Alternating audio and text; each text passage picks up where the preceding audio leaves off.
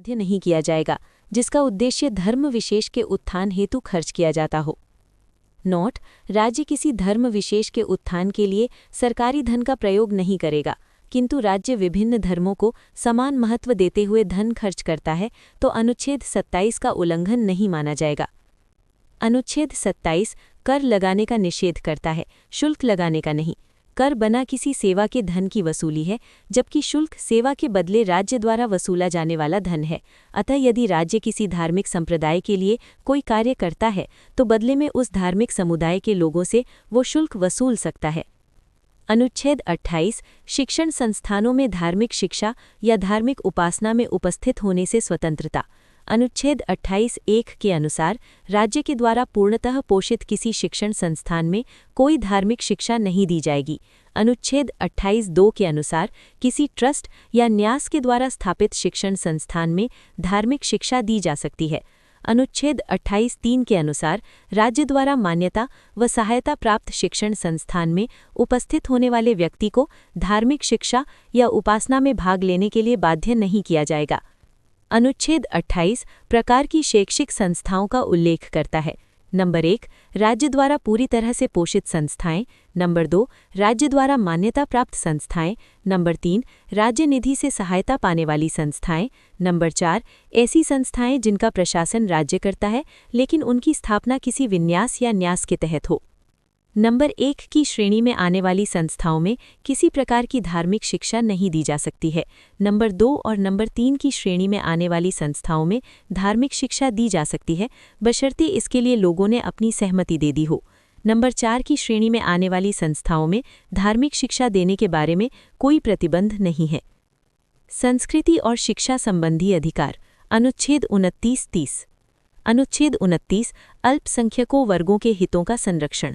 अनुच्छेद 29(1) नागरिकों के सामूहिक अधिकारों की रक्षा करता है, जबकि अनुच्छेद 29(2) नागरिकों के व्यक्तिगत सम्मान और अधिकार की रक्षा करता है।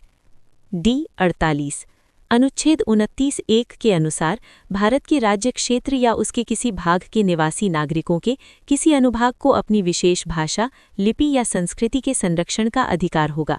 हालांकि शीर्षक में अल्पसंख्यक शब्द का प्रयोग किया गया है, लेकिन उच्चतम न्यायालय के अनुसार ये अधिकार अल्पसंख्यक व बहुसंख्यक सभी नागरिकों को प्राप्त है। अनुच्छेद 29(2) राज्य द्वारा पोषित या राज्य निधि से सहायता प्राप्त किसी शिक्षण संस्थान में प्रवेश से किसी नागरिक को केवल धर्म, मूलवंश, जाति, भाषा या इनमें से किसी भी आधार पर प्रवेश से वंचित नहीं किया जाएगा। नोट: संविधान के किसी भी अनुच्छेद में अल्पसंख्यक शब्द का प्रयोग नहीं किया गया है। संविधान सभा के सदस्य सरदार हुकुम सिंह ने कहा कि देश के बहुसंख्यकों का ये उत्तरदायित्व है कि अल्पसंख्यक सुरक्षित महसूस करें। अनुच्छेद 30 शिक्षण संस्थानों की स्थापना और प्रशासन करने का अल्पसंख्यक वर्गों का अधिकार। अनुच्छेद 30(1) धर्म या भाषा पर आधारित सभी अल्पसंख्यक वर्गों को अपनी रुचि की शिक्षण संस्थाओं की स्थापना और प्रशासन करने का अधिकार होगा। अनुच्छेद 30(2) शिक्षा संस्थाओं को सहायता देने में राज्य इस आधार पर भेदभाव नहीं करेगा कि वो धर्म या भाषा पर आधारित किसी अल्पसंख्यक वर्ग के प्रबंध में है। नोट: अनुच्छेद 30(1) अनुच्छेद 29(2) के अधीन है। राज्य पोषित या राज्य से सहायता प्राप्त किसी शिक्षण संस्थान में किसी नागरिक को प्रवेश से केवल धर्म, मूलवंश, जाति या भाषा या इनमें से किसी भी आधार पर प्रवेश से वंचित नहीं किया जाएगा। 44वें संविधान संशोधन अधिनियम 1978 द्वारा अनुच्छेद 30(1) का जोड़ा गया, जिसमें कहा कि यदि राज्य सरकार किसी अल्पसंख्यक शिक्षण संस्थान की भूमि का अधिग्रहण करती है तो उस संस्थान को बाजार दर पर मुआवजा देना होगा। राजेंद्र सच्चर समिति मुस्लिम समुदाय की सामाजिक, आर्थिक, शैक्षणिक स्थिति का अध्ययन करने के लिए 2005 में गठन किया गया। अनुच्छेद 31 संपत्ति का अधिकार। वर्तमान स्थिति। 1973 में केशवानंद भारतीवाद में सर्वोच्च न्यायालय ने संपत्ति के अधिकार को संविधान के मूल ढांचे का तत्व नहीं माना और कहा कि संसद को संविधान संशोधन करके इसे प्रतिबंधित करने का अधिकार है। न्याय पब्लिकेशन। क्या आप चाहेंगे कि मैं इन अनुच्छेदों के मुख्य बिंदुओं का एक संक्षिप्त सारांश तैयार करूं? हूबहू यानी एज इट इज टाइप कर दिया है। सेकंड ग्रेड प्रथम प्रश्न पत्र राजनीति विज्ञान। 44वें संविधान संशोधन अधिनियम 1978 द्वारा मोरारजी देसाई जनता पार्टी सरकार ने मूल अधिकारों में से संपत्ति के अधिकार को भाग 3 में अनुच्छेद 19(1) च तथा अनुच्छेद 31 को निरसित कर दिया तथा भाग 12 के अध्याय 4 में अनुच्छेद 300 क के तहत संपत्ति के अधिकार को कानूनी अधिकार बना दिया, जिसके तहत कोई भी व्यक्ति कानून के बिना संपत्ति से वंचित नहीं किया जाएगा। हालांकि भाग 3 में संपत्ति के अधिग्रहण पर मुआवजे का अधिकार होगा। जब राज्य किसी अल्पसंख्यक शिक्षण संस्थान की संपत्ति का अधिग्रहण करे, अनुच्छेद 30 के तहत कृषि योग्य भूमि का अधिग्रहण किया जाए तो सरकार को इसका मुआवजा देना होगा, अनुच्छेद 31 क के तहत। अनुच्छेद 31 क संपदाओं के अर्जन करने वाली विधियों की व्यावृत्ति, इसे प्रथम संविधान संशोधन 1951 द्वारा जोड़ा गया। अनुच्छेद 31 ख कुछ अधिनियमों और विनियमों का विधि मान्यकरण, इसे प्रथम संविधान संशोधन 1951 द्वारा जोड़ा गया। अनुच्छेद 31 ग कुछ निदेशक तत्वों को प्रभावी करने वाली विधियां, इसे 25वें संविधान संशोधन 1971 द्वारा जोड़ा गया। अनुच्छेद 31 घ राष्ट्र विरोधी क्रियाकलाप के संबंध में विधियों की व्यावृत्ति, इसे 42वें संविधान संशोधन द्वारा जोड़ा गया तथा 43वें संविधान संशोधन 1977 द्वारा निरस्त किया गया। अनुच्छेद 32 संवैधानिक उपचारों का अधिकार, अनुच्छेद 32(1) मूल अधिकारों को प्रवर्तित कराने के लिए समुचित कार्यवाहियों द्वारा उच्चतम न्यायालय में समावेदन करने का अधिकार प्रत्याभूत किया जाता है। प्रत्याभूत का अर्थ है कि मूल अधिकारों के उल्लंघन पर उच्चतम न्यायालय में समावेदन करने का अधिकार भी स्वयं एक मूल अधिकार है। अनुच्छेद 32(2) किसी भी मूल अधिकार को प्रवर्तित कराने के लिए उच्चतम न्यायालय को ऐसे निदेश या आदेश या रिट जिसमें बंदी प्रत्यक्षीकरण, परमादेश, प्रतिषेध, अधिकार पृच्छा व उत्प्रेषण रिट निकालने की शक्ति होगी। अनुच्छेद 32(3) उच्चतम न्यायालय को खंड 1 व 2 द्वारा प्रदत्त शक्तियों पर प्रतिकूल प्रभाव डाले बिना संसद खंड 2 के अधीन किन्हीं या सभी शक्तियों का किसी अन्य न्यायालय को अपनी अधिकारिता की स्थानीय सीमाओं के भीतर प्रयोग करने के लिए विधि द्वारा सशक्त कर सकेगी। अनुच्छेद 32(4) अनुच्छेद 359 में उपबंधित रीति के अलावा इस अनुच्छेद द्वारा प्रत्याभूत अधिकार निलंबित नहीं किया जा सकता। अनुच्छेद 32 द्वारा उच्चतम न्यायालय को दी गई शक्ति केवल मूल अधिकारों को प्रवृत्त करने के लिए है, अन्य अधिकारों के लिए नहीं। अनुच्छेद 226 के तहत उच्च न्यायालय को मूल अधिकारों के अलावा किसी अन्य प्रयोजन के लिए भी रिट जारी करने की शक्ति है। अनुच्छेद 32 मूल अधिकारों के क्रियान्वयन का माध्यम है। मूल अधिकारों के उल्लंघन पर उच्चतम न्यायालय अनुच्छेद 32 के तहत तथा उच्च न्यायालय अनुच्छेद 226 के तहत 5 प्रकार की रिट जारी कर सकते हैं: बंदी प्रत्यक्षीकरण, परमादेश, प्रतिषेध, अधिकार पृच्छा, उत्प्रेषण। डॉक्टर भीमराव अंबेडकर, यदि मुझसे पूछा जाए कि संविधान में कौन सा अनुच्छेद सबसे महत्वपूर्ण है जिसके बिना संविधान निरर्थक हो जाएगा, तो मैं अनुच्छेद 32 के अलावा किसी और अनुच्छेद का नाम नहीं लूंगा। अनुच्छेद 32 संविधान की आत्मा है, उसका हृदय है। मूल अधिकारों को प्रवर्तित करने के लिए उच्चतम न्यायालय अनुच्छेद 32(2) के तहत 5 प्रकार की रिट जारी कर सकता है। बंदी प्रत्यक्षीकरण, इसका अर्थ है व्यक्ति को सशरीर उपस्थित करना। किसी भी व्यक्ति को अवैध रूप से बंदी बना लेने पर उसे छुड़ाने हेतु ये याचिका जारी की जाती है। ये याचिका सरकार व व्यक्ति दोनों के विरुद्ध जारी की जा सकती है, अर्थात ये रिट ऐसे व्यक्ति या प्राधिकारी के विरुद्ध जारी की जाती है जिसने किसी व्यक्ति को अवैध रूप से बंदी बना लिया है। इस याचिका के माध्यम से न्यायालय बंदीकरण के आधारों पर विचार करता है। यदि बंदीकरण कानून सम्मत न हो तो बंदी को स्वतंत्र किया जा सकता है। नोट: इस रिट हेतु याचिका बंदी व्यक्ति द्वारा या उसकी ओर से किसी भी व्यक्ति द्वारा प्रस्तुत की जा सकती है। ये रिट तब जारी नहीं की जा सकती जब हिरासत कानून सम्मत है, जिन्हें न्यायालय दंडित कर चुका हो, जो निवारक नज़रबंदी में बंद है, अवमानना के तहत बंदी बनाया हो, बंदीकरण न्यायालय के न्यायिक क्षेत्र से बाहर हुई हो। परमादेश, इसका शाब्दिक अर्थ है कि हम आदेश देते हैं। इसके तहत न्यायालय किसी संस्था, सरकारी अधिकारी, सरकार, अधीनस्थ न्यायालयों के विरुद्ध अपने निर्धारित कार्यों को दिया गया है। सेकंड ग्रेड प्रथम प्रश्न पत्र, राजनीति विज्ञान, नहीं करने पर जारी किया जाता है। अर्थात इस रिट का प्रयोग ऐसे अधिकारी को आदेश देने के लिए किया जाता है जो सार्वजनिक कर्तव्यों को करने से मना या उपेक्षा करता है। नोट: परमादेश याचिका जारी नहीं की जा सकती राष्ट्रपति व राज्यपालों के विरुद्ध, निजी व्यक्तियों या इकाई के विरुद्ध, गैर संवैधानिक विभागों के विरुद्ध।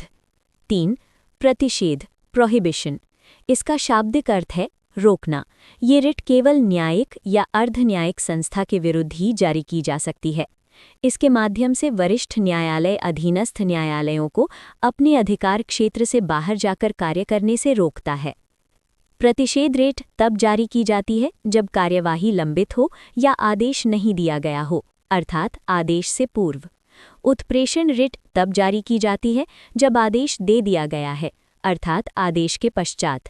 प्रतिषेध प्रारंभ के चरण में जारी की जाती है जब मामला समाप्त नहीं हुआ है, जिससे कि न्यायिक प्राधिकरण आगे कार्यवाही न कर सके। उत्प्रेषण उत्तरवर्ती चरण में जारी की जाती है जब किसी अधिकरण ने, जिसे अधिकारिता नहीं थी, अपनी सीमाओं से आगे बढ़कर निर्णय दे दिया है। प्रतिषेध का उद्देश्य निवारण या रोकना है, जबकि उत्प्रेषण का उद्देश्य निवारण और उपचार करना है। 4. अधिकार परीक्षा क्वा वारंटो। इसका शाब्दिक अर्थ है किस अधिकार से।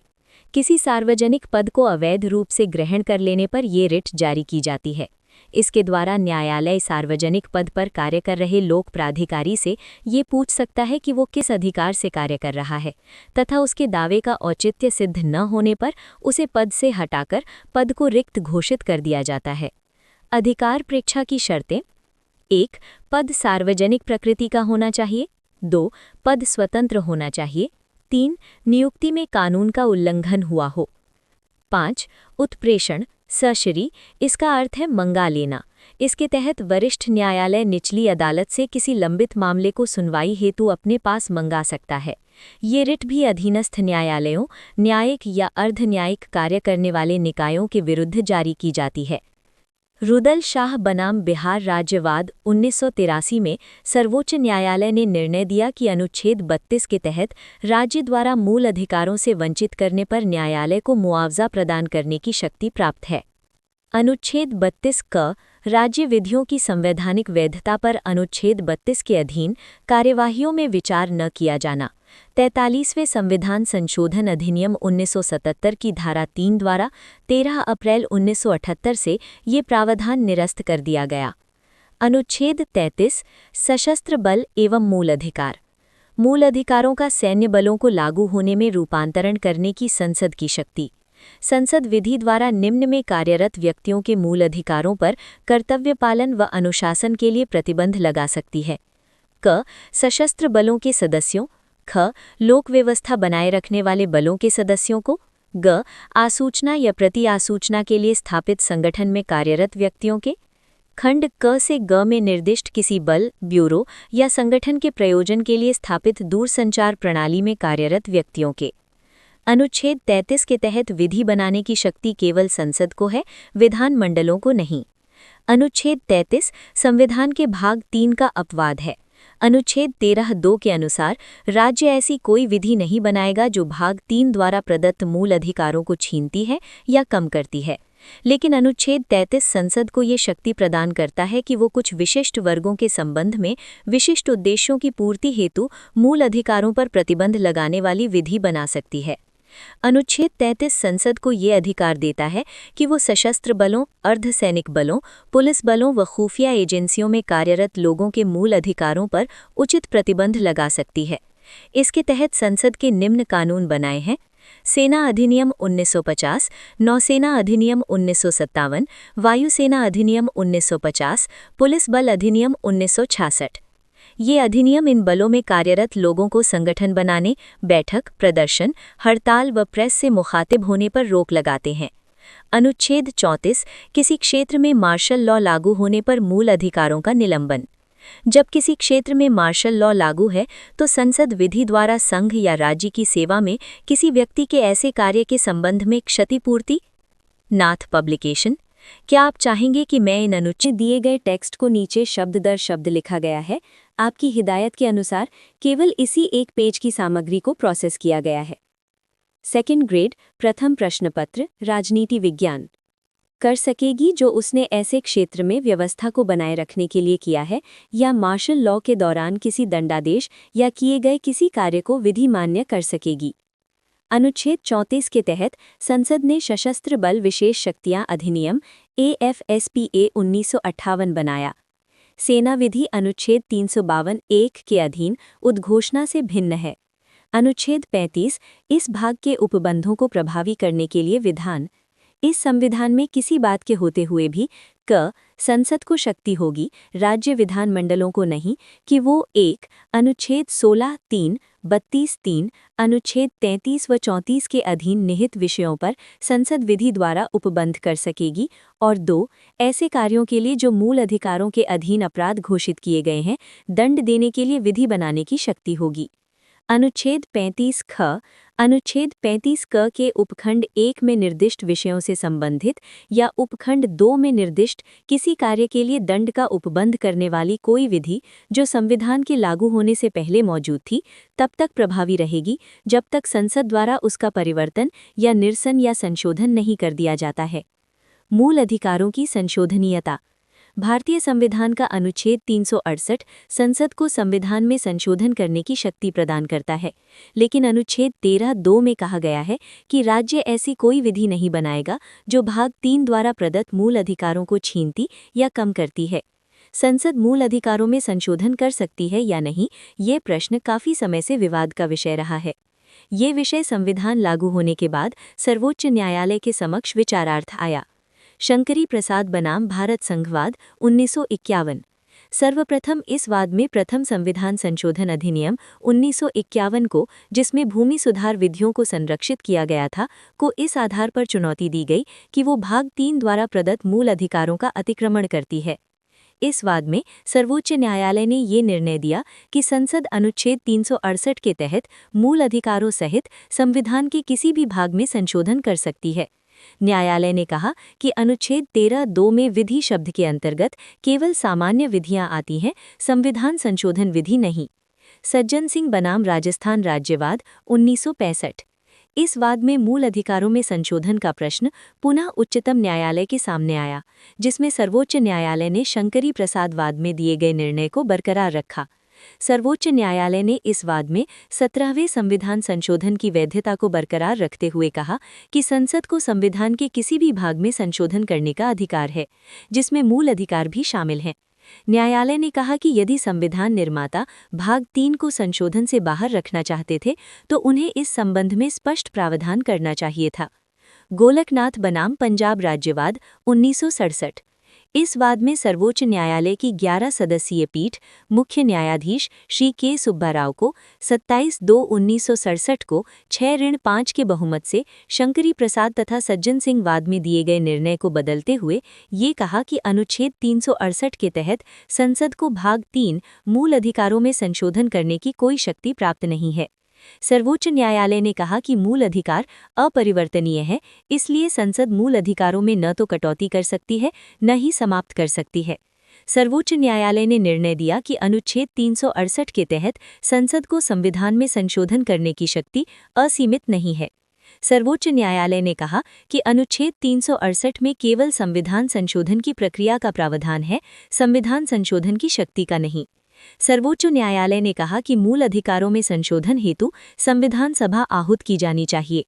उच्चतम न्यायालय ने ये निर्णय दिया कि संविधान संशोधन भी अनुच्छेद 13 के तहत विधि हैं, जिन्हें मूल अधिकारों से असंगत होने पर शून्य घोषित किया जा सकता है।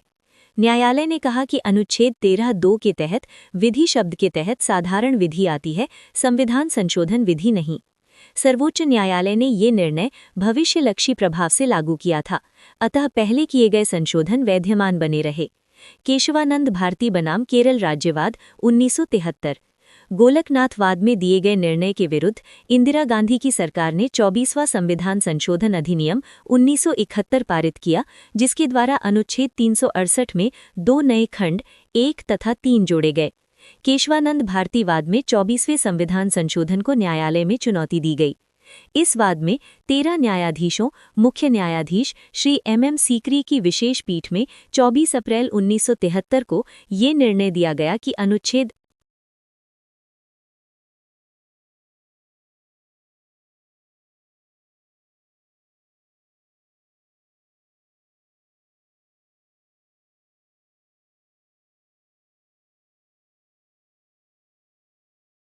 लिखित है। सेकंड ग्रेड प्रथम प्रश्न पत्र राजनीति विज्ञान। 368 के तहत संसद को मूल अधिकारों में संशोधन करने की शक्ति प्राप्त है। गोलकनाथ वाद में दिए गए निर्णय को बदलते हुए न्यायालय ने कहा कि अनुच्छेद 368 के तहत संविधान संशोधन की शक्ति तथा प्रक्रिया दोनों निहित है। 1. इस वाद में 24वें संविधान संशोधन 1971 को मान्य रखा तथा ये व्यवस्था दी कि संसद मूल अधिकारों को सीमित कर सकती है अथवा किसी मूल अधिकार को वापस ले सकती है। साथ ही सर्वोच्च न्यायालय ने संविधान की मूल संरचना का नया सिद्धांत दिया। न्यायालय ने 7-6 के बहुमत से ये निर्णय दिया कि यद्यपि अनुच्छेद 368 के तहत संसद को संविधान संशोधन करने की शक्ति पर्याप्त व्यापक है, किंतु वो असीमित नहीं है। संसद ऐसा कोई संशोधन नहीं कर सकती जिससे संविधान का मूल या आधारभूत ढांचा नष्ट हो जाए। इंदिरा गांधी बनाम राजनारायण वाद 1975 में सर्वोच्च न्यायालय ने संविधान के मूलभूत ढांचे के सिद्धांत को पुनः दोहराया तथा इस वाद में 39वें संविधान संशोधन अधिनियम 1975 को अवैध घोषित किया। मिनर्वा मिल्स बनाम भारत संघ वाद 1980। केशवानंद भारती वाद में दिए गए निर्णय के पश्चात इंदिरा गांधी सरकार ने 42वें संविधान संशोधन द्वारा अनुच्छेद 368 में खंड 4 तथा 5 जोड़कर ये प्रावधान किया कि संसद की विधायी शक्तियों की कोई सीमा नहीं है और किसी भी संविधान संशोधन को किसी भी आधार पर न्यायालय में चुनौती नहीं दी जा सकती, चाहे वो मूल अधिकारों के उल्लंघन का ही क्यों न हो। मिनर्वा मिल्स वाद में सर्वोच्च न्यायालय ने आधारभूत ढांचे के सिद्धांत के आधार पर अनुच्छेद 368 में जोड़े गए खंड 4 तथा 5 को असंवैधानिक घोषित कर दिया, क्योंकि ये उपबंध संसद को असीमित संविधान संशोधन की शक्ति प्रदान करते हैं। इस वाद में न्यायालय ने संविधान संशोधन की सीमित शक्ति और न्यायिक पुनरावलोकन को संविधान का आधारभूत ढांचा घोषित किया। नोट: वर्तमान में संसद मूल अधिकारों सहित संविधान के किसी भी भाग में संशोधन कर सकती है, लेकिन न्यायालय द्वारा उसकी न्यायिक समीक्षा की जा सकती है और कोई संशोधन संविधान के आधारभूत ढांचे को नष्ट करता है तो न्यायालय उसे अवैध घोषित कर सकता है। आधारभूत ढांचे के तत्व। उच्चतम न्यायालय ने केशवानंद भारती वाद 1973 में आधारभूत ढांचे का सिद्धांत दिया। आधारभूत ढांचे से अर्थ है कि संविधान के ऐसे प्रावधानों से है जो संविधान के मूल स्वरूप का निर्माण करते हैं। न्यायालय ने कहा कि प्रत्येक मामले में तथ्यों के आधार पर यह निर्धारित किया जाएगा कि संविधान का मूल आधारभूत ढांचा क्या है। विभिन्न मामलों में सर्वोच्च न्यायालय ने निम्नलिखित तत्वों को संविधान का आधारभूत ढांचा घोषित किया है। क्रम संख्या: मूल ढांचे के तत्व, विभिन्न वाद। 1. संविधान की सर्वोच्चता। 2. सरकार का गणतंत्रात्मक और लोकतंत्रात्मक रूप। 3. संविधान का धर्मनिरपेक्ष स्वरूप। 4. विधायिका, कार्यपालिका और न्यायपालिका के बीच शक्तियों का पृथक्करण, केशवानंद भारती बनाम केरल राज्यवाद 1973। 5. संविधान की परिसंघात्मक प्रकृति। 6. व्यक्ति की गरिमा व स्वतंत्रता। 7. कल्याणकारी राज्य की स्थापना। 8. देश की एकता व अखंडता। 1. विधि का शासन। 2. न्यायिक पुनरावलोकन की शक्ति, इंदिरा गांधी बनाम राजनारायण वाद 1975। 3. स्वतंत्र एवं निष्पक्ष चुनाव। 1. संसद की संविधान संशोधन की सीमित शक्ति। 2. मूल अधिकारों व नीति निर्देशक तत्वों में सामंजस्य, मिनर्वा मिल्स बनाम भारत संघ वाद 1980। 3. न्यायिक पुनरावलोकन की शक्ति। D52 नाथ पब्लिकेशन। क्या आप चाहते हैं कि मैं इस के लिए नीचे विस्तार से लिख दिया है। सेकंड ग्रेड प्रथम प्रश्न पत्र राजनीति विज्ञान। न्याय की स्वतंत्रता। कुमार पद्म प्रसाद बनाम भारत संघवाद 1992। संघवाद SR बोम्मई बनाम भारत संघवाद 1994। पंथ निरपेक्षता, सामाजिक न्याय। अनुच्छेद 368 का संशोधन। अनुच्छेद 368 में अब तक कुल 3 बार संशोधन किया जा चुका है। 7वां संविधान संशोधन अधिनियम 1956, 24वां संविधान संशोधन अधिनियम 1971, 42वां संविधान संशोधन अधिनियम 1976। नोट: केशवानंद भारती वाद में गठित संविधान पीठ अब तक की सबसे बड़ी पीठ थी, जिसमें 13 न्यायाधीश थे। सर्वमित्र सीकरी मुख्य न्यायाधीश इस पीठ के अध्यक्ष थे।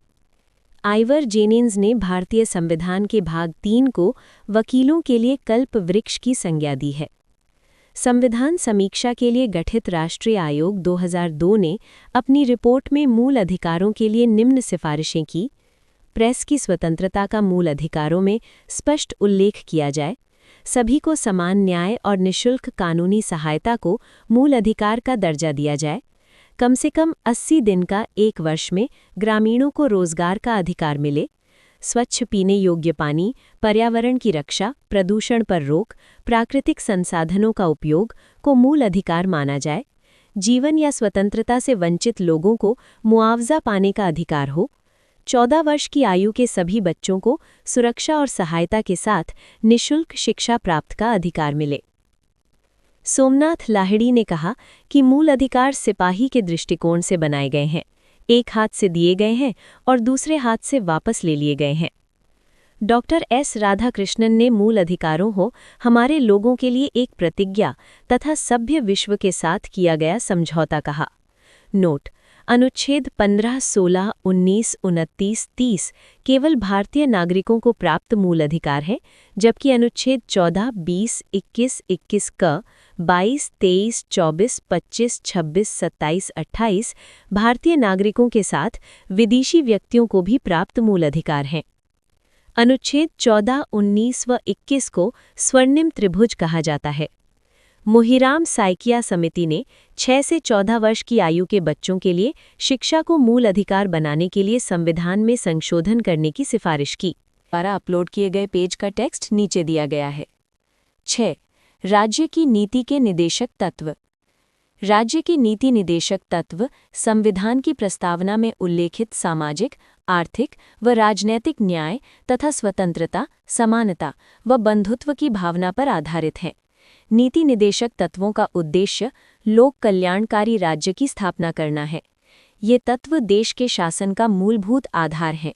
अतः राज्य का कर्तव्य है कि इन तत्वों का विधि निर्माण में यथासंभव प्रयोग करे। निदेशक तत्वों की विशेषताएं। संविधान के भाग 4 में अनुच्छेद 36 से 51 तक इन तत्वों का वर्णन किया गया है। निदेशक तत्वों को आयरलैंड के संविधान से लिया गया है।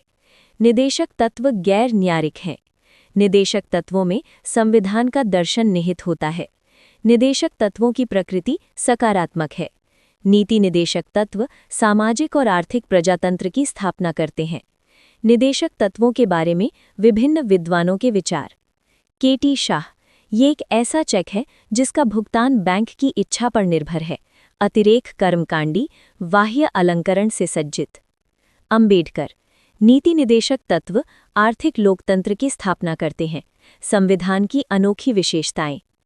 टी.टी. कृष्णामाचारी: भावनाओं की स्थायी कूड़ाघर। आइवर जेनिंग्स: सेबियन समाजवाद, पुण्यात्माओं की महत्वाकांक्षा की संज्ञा दी। ग्रेनविल ऑस्टिन: सामाजिक क्रांति के प्रतीक। के.सी. वियर: लक्ष्य एवं आकांक्षाओं का घोषणा पत्र। ठाकुरदास भार्गव ने संविधान का प्राण। के. संथानम ने कहा कि इनसे केंद्र व राज्यों के मध्य संवैधानिक टकराव होगा। राजेंद्र प्रसाद ने कहा कि ये जनता के कल्याण को बढ़ावा देंगे। जवाहरलाल नेहरू समाजवादी समाज की स्थापना करते हैं। के.एम. पणिक्कर आर्थिक क्षेत्र में समाजवाद की स्थापना करते हैं। अनुच्छेद 36 राज्य शब्द की परिभाषा।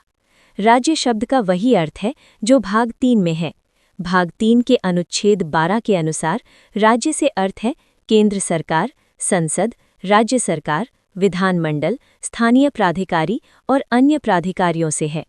अनुच्छेद 37 नीति निदेशक तत्वों को न्यायालय द्वारा प्रवर्तनीय न होते हुए भी देश के शासन में मूलभूत माना गया है। विधि बनाते समय इन तत्वों को लागू करना राज्य का कर्तव्य होगा। अनुच्छेद 38 राज्य लोक कल्याण की अभिवृद्धि के लिए सामाजिक व्यवस्था बनाएगा। अनुच्छेद 38(1) राज्य ऐसी सामाजिक व्यवस्था बनाएगा जिसमें सामाजिक, आर्थिक व राजनैतिक न्याय राष्ट्रीय जीवन की सभी संस्थाओं को अनुप्रमाणित करे। भरसक प्रभावी रूप में स्थापना और संरक्षण करके लोक कल्याण की अभिवृद्धि का प्रयास करेगा। नोट: 44वें संविधान संशोधन द्वारा अनुच्छेद 38 को उसके खंड 1 के रूप में पुनः संख्यांकित किया गया। अनुच्छेद 38(2) राज्य आय, प्रतिष्ठा, सुविधाओं व अवसरों की असमानता को समाप्त करने का प्रयास करेगा। अनुच्छेद 38(2) को 44वें संविधान संशोधन अधिनियम 1978 द्वारा जोड़ा गया। अनुच्छेद 39 राज्य द्वारा अनुसरणीय कुछ निदेशक तत्व। इसमें 6 बातों का उल्लेख है। क पुरुष और स्त्री सभी नागरिकों को समान रूप में आजीविका के पर्याप्त साधन प्राप्त करने का अधिकार हो। ख समुदाय के भौतिक संसाधनों का स्वामित्व और नियंत्रण इस प्रकार हो जिससे सामूहिक हित का अधिकतम हित हो। ग राज्य धन और उत्पादन के साधनों के केंद्रीकरण पर रोक लगाएगा। घ सभी स्त्री पुरुषों को समान कार्य के लिए समान वेतन प्राप्त होगा। अनुच्छेद 39 घ के लिए समान पारिश्रमिक अधिनियम 1976 पारित किया गया। ड़ राज्य पुरुष और स्त्री कर्मकारों के स्वास्थ्य और शक्ति तथा बालकों की सुकुमार अवस्था का दुरुपयोग न हो और आर्थिक आवश्यकताओं से विवश होकर नागरिकों को ऐसे रोजगारों में न जाना पड़े जो उनकी आयु और शक्ति के विरुद्ध हो। क्या आप चाहते हैं कि मैं इस पेज में दिए गए अनुच्छेदों की निर्देशक तत्वों directive principles of state policy से संबंधित सामग्री का टेक्स्ट नीचे दिया गया है। सेकंड ग्रेड प्रथम प्रश्न पत्र राजनीति विज्ञान। च राज्य बालकों को स्वतंत्र और गरिमामय वातावरण में स्वस्थ विकास के अवसर और सुविधाएं उपलब्ध करवाए और बालकों युवा व्यक्तियों की शोषण से तथा नैतिक और आर्थिक परित्याग से रक्षा की जाए। अनुच्छेद 39 च 42वें संविधान संशोधन 1976 की धारा 7 द्वारा खंड च के स्थान पर प्रतिस्थापित। अनुच्छेद 39 क राज्य सभी को समान न्याय और निःशुल्क विधिक सहायता की व्यवस्था करेगा, अर्थात राज्य ये सुनिश्चित करेगा कि विधिक तंत्र इस प्रकार काम करे कि समान अवसर के आधार पर न्याय प्राप्त हो तथा आर्थिक या किसी अन्य निर्योग्यता के कारण कोई नागरिक न्याय प्राप्त करने के अवसर से वंचित नहीं हो। राज्य विधि द्वारा या अन्य रीति से निःशुल्क विधिक सहायता की व्यवस्था करेगा। नोट इसे 42वें संविधान संशोधन 1976 द्वारा जोड़ा गया। इस उद्देश्य को पूरा करने हेतु 1987 में राष्ट्रीय विधिक सेवा प्राधिकरण अधिनियम 1987 बनाया गया। अनुच्छेद 40 राज्य ग्राम पंचायतों का संगठन करने के लिए कदम उठाएगा और उनको ऐसी शक्तियां और अधिकार प्रदान करेगा जो उन्हें स्वायत्त शासन की इकाइयों के रूप में कार्य करने योग्य बनाने के लिए आवश्यक हों। नोट अनुच्छेद 40 गांधी जी के ग्राम स्वराज्य की अवधारणा से संबंधित है। अनुच्छेद 40 के क्रियान्वयन हेतु 73वां संविधान संशोधन अधिनियम 1992 पारित करके संविधान में भाग 9 जोड़कर पंचायती राज व्यवस्था को संवैधानिक दर्जा दिया गया। अनुच्छेद 41 राज्य आर्थिक क्षमताओं और विकास की सीमाओं के भीतर काम पाने, शिक्षा पाने के और बेकारी, बुढ़ापा, बीमारी और निःशक्तता तथा अन्य अभाव की दशाओं में लोक सहायता पाने के अधिकार को प्राप्त कराने का प्रभावी उपबंध करेगा। नोट मनरेगा योजना अनुच्छेद 41 के तहत काम पाने के अधिकार के अंतर्गत है। अनुच्छेद 39 व 41 के अनुसरण में संसद ने राष्ट्रीय ग्रामीण रोजगार गारंटी अधिनियम 2005 पारित किया। अनुच्छेद 42 राज्य काम की न्यायसंगत और मानवोचित दशाओं का तथा प्रसूति सहायता के लिए उपबंध करेगा। नोट अनुच्छेद 42 के अनुसरण में संसद ने ग्रेच्युइटी भुगतान अधिनियम 1972 पारित किया। अनुच्छेद 43 कर्मकारों के लिए निर्वाह योग्य मजदूरी उपलब्ध करवाएगा, अर्थात राज्य उपयुक्त विधान या आर्थिक संगठन द्वारा या किसी अन्य रीति से कृषि, उद्योग या अन्य प्रकार के सभी कर्मकारों को काम, निर्वाह योग्य मजदूरी, शिष्ट जीवन स्तर, अवकाश के समय का उचित उपभोग करने वाली काम की दशाएं तथा सामाजिक और सांस्कृतिक अवसर प्राप्त कराने का प्रयास करेगा और विशेष रूप से ग्रामों में कुटीर उद्योगों को व्यक्तिगत या सहकारी आधार पर बढ़ाने का प्रयास करेगा। अनुच्छेद 43 क राज्य उद्योगों के या अन्य संगठनों के प्रबंधन में कार्मिकों की भागीदारी को सुनिश्चित करेगा। नोट अनुच्छेद 43 क को 42वें संविधान संशोधन 1976 द्वारा जोड़ा गया। अनुच्छेद 43 ख राज्य सहकारी सोसाइटियों के स्वैच्छिक गठन, स्वायत्तशासी कार्य, लोकतांत्रिक नियंत्रण और पेशेवर प्रबंध को बढ़ावा देगा।